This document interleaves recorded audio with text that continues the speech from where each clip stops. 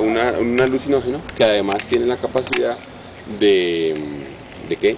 De, si uno se lo sopla a alguien, cuando se huele, es hipnótico. Ah. Es el único alucinógeno hipnótico que existe. Y entonces tú puedes mandarle a hacer a esa persona lo que quiera. Entonces acá roban mucho con eso. Así que cuidado, no reciban nada. Entonces comida, o se lo pueden poner a uno en la comida o en las bebidas, o soplárselo, o ponérselo, por ejemplo, en las revistas.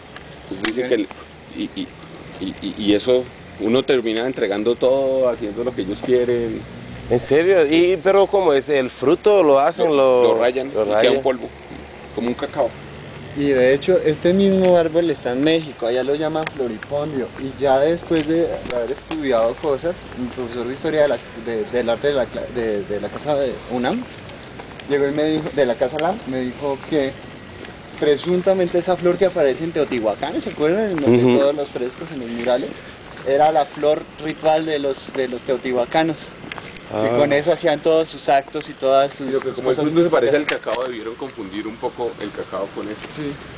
No, pero estos eran, no, y el floripondio, y es la representación total de la flor, igual a aparecen todos los frescos de Teotihuacán, y todo el mundo, y todos sacan especulaciones.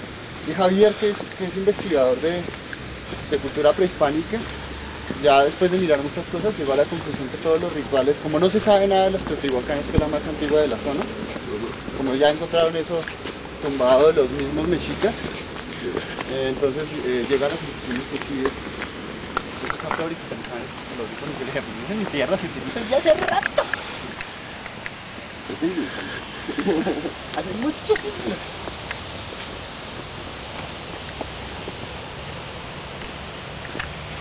Vamos a ver el río.